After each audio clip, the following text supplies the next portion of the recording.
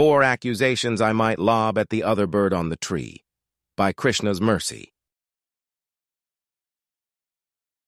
Quote, the Vedas, like the Mundaka Upanishad, as well as the Shvetashvatara Upanishad, compare the soul and the Supersoul to 2 friendly birds sitting on the same tree. One of the birds, the individual atomic soul, is eating the fruit of the tree, and the other bird, Krishna, is simply watching his friend. Of these 2 birds, although they are the same in quality, one is captivated by the fruits of the material tree, while the other is simply witnessing the activities of his friend. Krishna is the witnessing bird, and Arjuna is the eating bird. Shrila Prabhupada, Bhagavad-gita, 2.22 Purport.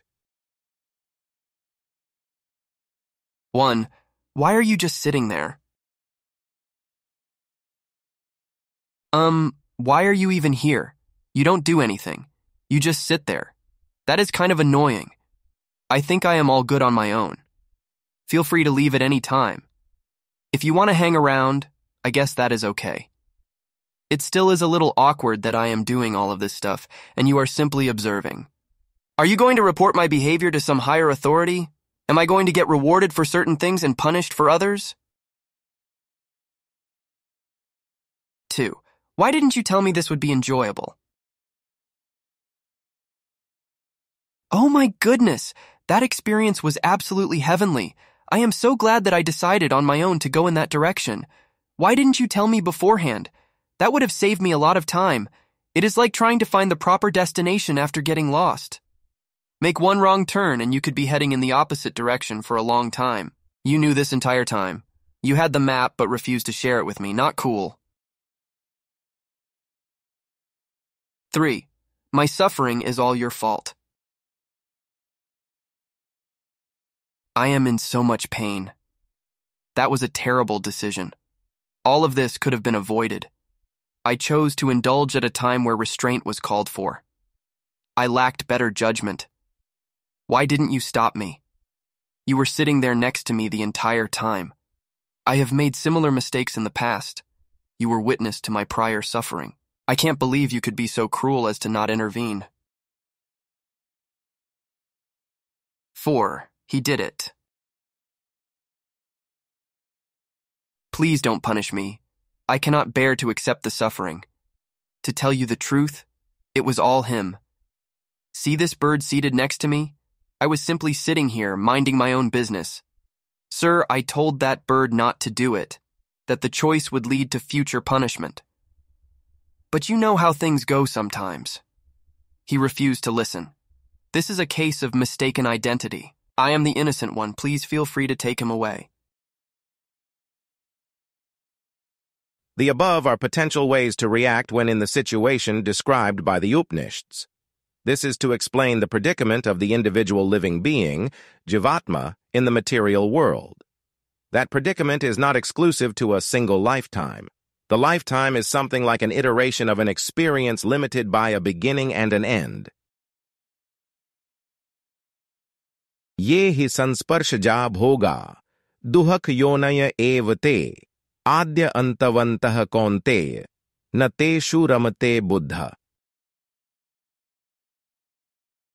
Quote, an intelligent person does not take part in the sources of misery, which are due to contact with the material senses. O son of Kunti, such pleasures have a beginning and an end, and so the wise man does not delight in them.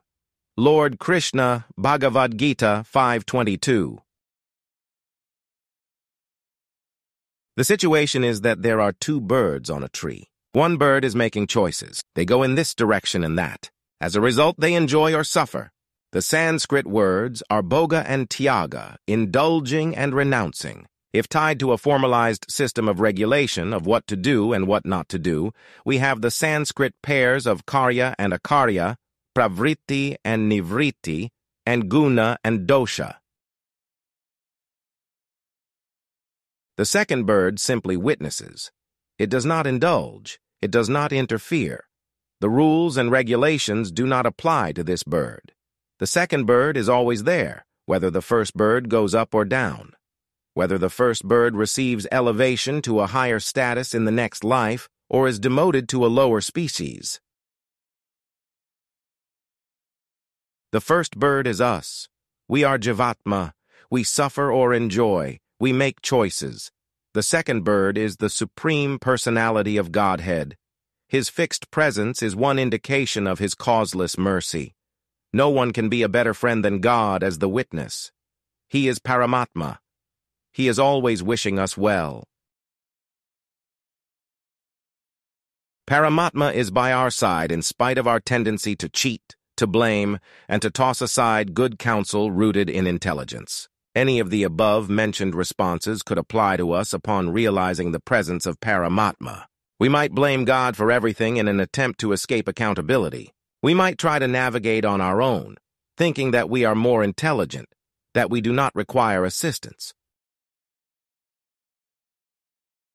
Irrespective of our stance, Paramatma stays with us. The presence does have a purpose, however. If we turn in the direction of the second bird, in a humble manner, with a mood to serve, then we can receive proper guidance. This potential turn is nicely symbolized in the historical incident of the Bhagavad-gita conversation which took place on the battlefield of Kurukshetra.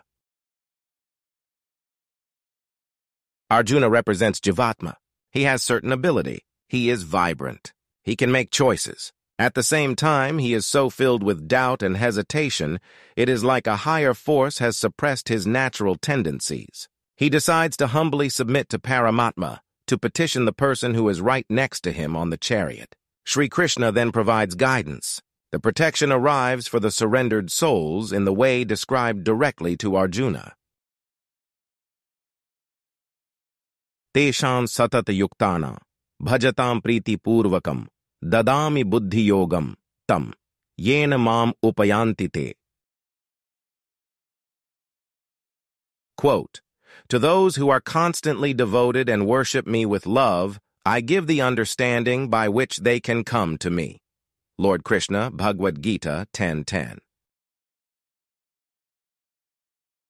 This is also the mission of the spiritual master. They are something like the living and moving representative of Paramatma. While the second bird is within, seated next to the individual in the heart, the guru carries the same guidance but in the visual of a separate living being. The interest is identical. This is one way to decipher the genuineness of a spiritual leader. If they are bringing me closer to the rescuer of Arjuna, then it is like I am already receiving the guidance I need. In closing, whether as victor or defeated, that bird next to me seated, in each life iteration, until time of liberation, which only possible to make, when wise counsel to take, the Guru for this same purpose for, like Krishna manifesting before.